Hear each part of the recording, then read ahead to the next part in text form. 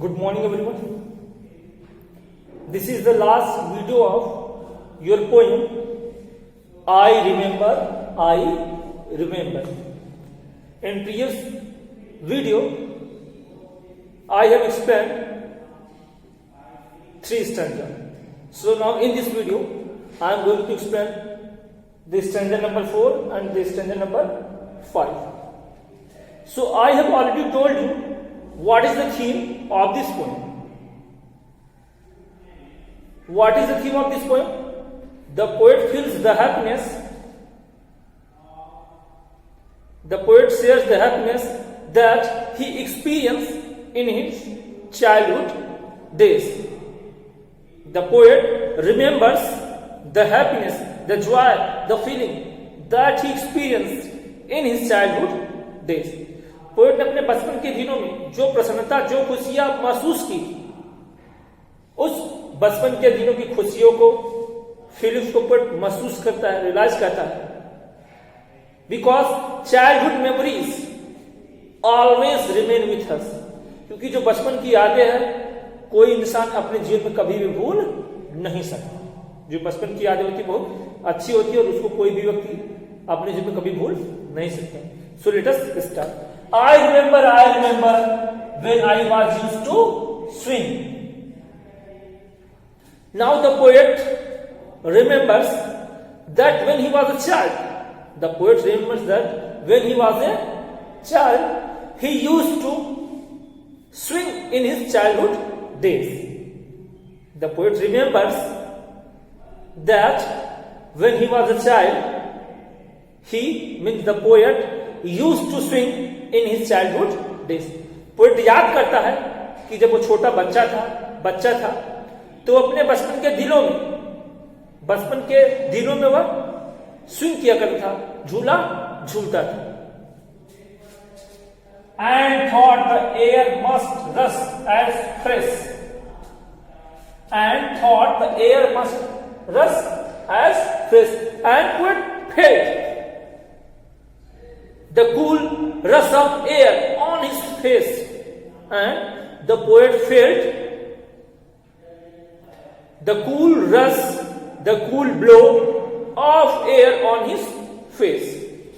और पोएट अपने चेहरे पर उस ठंडे हवा के झोंकों को महसूस किया करता था. It means the poet remembers when he was a child, he used to swing in his childhood days, and he felt the cool rush of air, the cool blow of air on his face. Poet remember करता कि जब छोटा बच्चा था तो अपने बचपन के दिनों में वो जब झूला झूला करता था तो झूला झूलते हुए वो अपने चेहरे पर, अपने फेस पर ताजा हवा के झोंकों को महसूस करता था. पोएट ताजा हवा के झोंकों को महसूस करता था. The poet remembers that when he was a child he used to swing and he felt the cool rush of air on his face. और अपने चेहरे पर हवा के उन ताजे झोंकों को, वेग को महसूस किया करता. To swallow on the wind. It means, and poet felt that as if he had the wings like a swallow. And the poet felt that as if he had like he had the wings like a swallow. और poet यह महसूस किया करता था जब वो झूला झूला करता था और हवा के तेज झरोखे उसके चेहरे पर लगते थे तो पोएट ऐसा महसूस करता था मानो उसके पास भी चिड़िया की तरह, गौरव की तरह क्या हो, पंख हो. जब वो हवा के झरोखे, जब वो झूलने पे झूला करता था तो हवा का झरोखा इतना तेज उसको लगता था कि पोएट को ऐसा फील होता था कि मानो उसके भी पास क्या हो, चिड़िया के पंख हो. Poet felt that as if he had the wings like a swallow.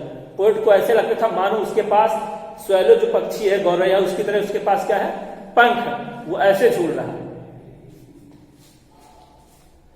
My spirit flew in feathers then, and poet could fly away into an imaginative world. Poet, he could fly away into an imaginative world, and he could visit the beautiful and glorious world.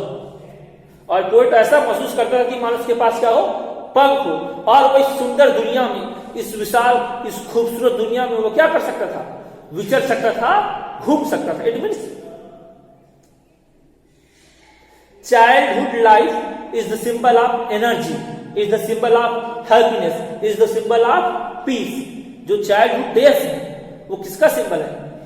Energy का symbol है, शक्ति का symbol है, क्योंकि उसमें हम आप energetic रहते हैं। हैप्पीनेस का सिंबल है, उसमें खुशियां रहती है। एंड सिंबल ऑफ पीस, किसका सिंबल है?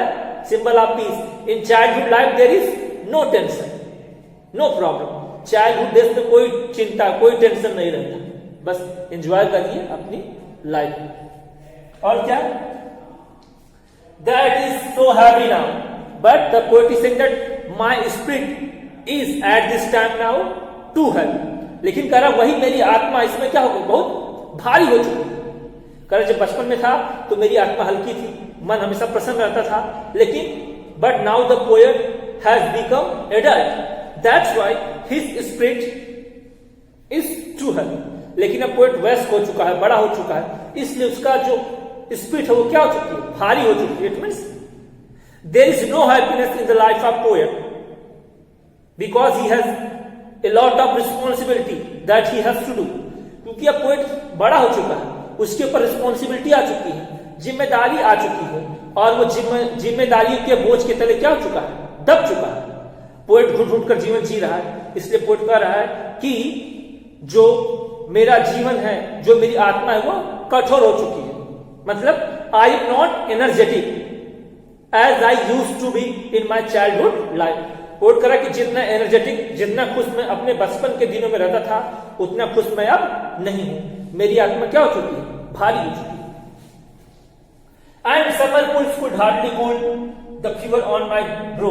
और कह रहा कि मेरे ब्रो पर, मेरी आंखों पर, मेरी आंखों के भावों पर जो उदासी है, उसको इंग्लैंड का जो समर पुल है वो भी उसको नहीं बुझा सकती। कह रहा कि मैं समर के टाइम अभी समर पुल में जाके मैं नहाऊं तो भी मुझे वहां पे ठंडक की राहत महसूस नहीं होगी। क्यों नहीं महसूस होगी? क्योंकि पोएट अब बड़ा हो चुका है, उसके ऊपर रिस्पॉन्सिबिलिटी आ चुकी है,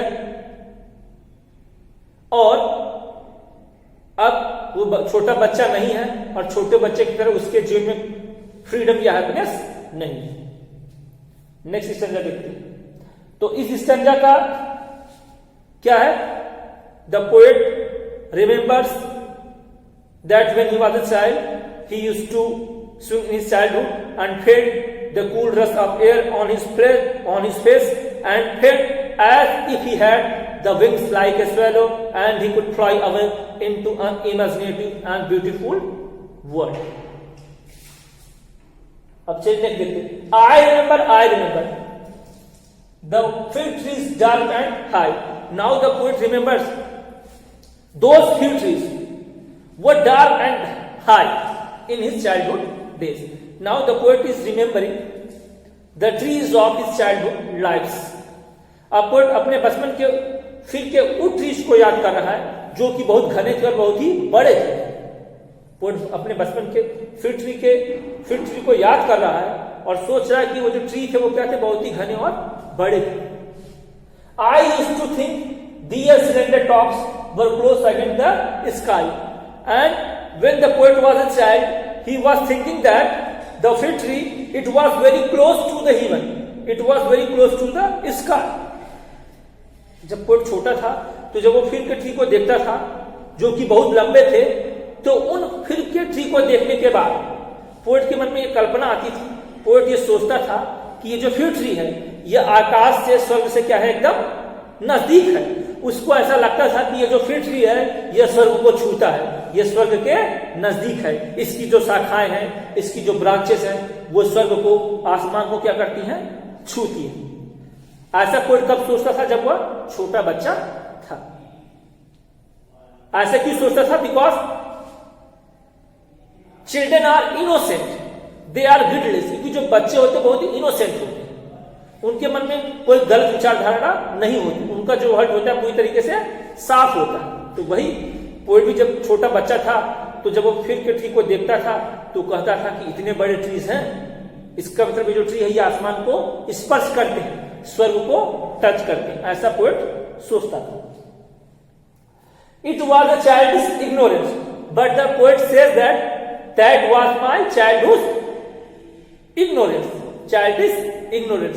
लेकिन अब पोएट को मालूम है कि वो जो सोचा करता था बचपन में, जो फिर के ट्री है वो आसमान को छूते हैं, स्वर्ग को छूते हैं, तो अब पोएट महसूस करता है वो क्या थी, उसका बचपना था, वो उसकी मूर्खता थी, क्योंकि वो क्या था, बच्चा था। और छोटे बच्चे ऐसे ही सोचते हैं, क्योंकि पोएट तो एडल्ट हो चुका है, वयस्क हो चुका है, और पोएट को मालूम है फिर ट्री क्या, कोई भी ट्री हो वो आसमान को छू नहीं सकता। तो वही पोएट कह रहा है कि वो मेरे बचपन की मूर्खता थी, मेरे बचपन की अज्ञानता थी कि मैं फिर ट्री को देखता था और सोचता था कि किसको छूता है, आसमान को छूता है, स्वर्ग को टच करता है। But now this little joy, but the poet says that joy has been disappeared from my life. Correct? The poet says that the joy and happiness has been vanished from my life. There is no happiness, there is no joy, there is no energy in poet's life. अब poet कह रहा कि मेरे जीवन से सुख, शांति, energy सब क्या हो चुकी, खत्म हो चुकी है। The poet is not energetic, he is not happy, he is not in A peaceful mind. Poet का न तो मन शांत है, न पोएट अब एनर्जेटिक है। क्यों एनर्जेटिक नहीं है? क्योंकि वह बूढ़ा हो चुका है, एजेड हो चुका है, बच्चा नहीं। जो बच्चे होते हैं वो एनर्जेटिक होते हैं। इसीलिए जो पोएट है वो कहता है कि अब मेरे जीवन में कोई एनर्जी नहीं है, कोई हैप्पीनेस नहीं है, क्योंकि मैं जिम्मेदारियों के बोझ के तले क्या हो चुका हूं, दब चुका हूं। To know I am further off from heaven and poet knows that he is too far away from the heaven. और पोएट जानता है कि उस स्वर्ग से बहुत दूर है। He cannot go to the heaven in his human form. उसको मालूम है कि वह इस मानव रूपी शरीर से स्वर्ग नहीं जा सकता। पोएट को मालूम है कि अब वो स्वर्ग से बहुत दूर है। जब पोएट छोटा था तो जब फिर किसी को देखता था तो सोचता था कि फिर किसी स्वर्ग को छूते हैं, तो उसको लगता था कि मैं स्वर्ग तक पहुंच जाऊंगा, क्योंकि बच्चे छोटे होते हैं, इनोसेंट होते हैं, उनका दिल साफ होता है, तो वह स्पिरिचुअल होते हैं, भगवान के करीब रहते हैं। बच्चे इनोसेंट होते हैं तो इसलिए क्या कहते हैं, भगवान के करीब रहते हैं, और उनको लगता है कि हम स्वर्ग में जा सकते हैं। लेकिन जैसे ही हम आप एडल्ट होते हैं, वयस्क होते हैं, तब हमको आपको मालूम पड़ता है कि आप क्या है, स्वर्ग से लाखों दूर, क्योंकि बड़े होने के बाद हमारा स्पिरिचुअल जो स्पिरिचुअलिटी है, अध्यात्म है, उससे हम डिस्कनेक्ट हो जाते हैं, उससे बहुत कोसों दूर चले जाते हैं। और हम आप अपने जीवन के यथार्थ को समझते हैं कि हम आप जीते जी स्वर्ग नहीं जा सकते। स्वर्ग कब जाएंगे? मरने के बाद। आपको भी मालूम है कि आप जीते जी स्वर्ग नहीं जा सकते। लेकिन जो बच्चा है वो इनोसेंट होता है, वो भगवान के नजदीक होता है, उसका हृदय साफ होता है, तो उसको लगता है कि जो फिर आसमान को छू रहे हैं, स्वर्ग को छू रहे हैं, उसी तरीके हम भी स्वर्ग चले जाएंगे। Then when I was a boy, तो जब कोई छोटा बच्चा था तो उसको लगता था कि जो फिर ट्री है वो स्वर्ग को छू रहे हैं, और वो एक दिन वो भी स्वर्ग चला जाएगा इसी अपने मानव रूपी शरीर में। लेकिन वही बच्चा जब एडल्ट हो जाता है, बड़ा हो जाता है, तब उसको अपनी गलती का एहसास होता है। उसको मालूम है कि वो जीते जी स्वर्ग नहीं जा सकता, और कोई भी ट्री आसमान को छू नहीं सकते। ये क्या थी? उसके बचपन की अज्ञानता थी। क्योंकि जब आदमी एडल्ट हो जाता है तो वो यथार्थ को समझने लगता है, रियलिटी को समझने लगता है, और अपने जीवन में आने वाली प्रॉब्लम से ही जूझता रहता है, उससे परेशान रहता है। So this poems represent the childhood life of poet. ये जो पोएम है पोएट के बचपन के दिनों को एक्सप्रेस करती है, बताती है। So today I have completed this poem. तो मैंने आज क्या इस पोएम को कंप्लीट कर दिया। Thank you everyone.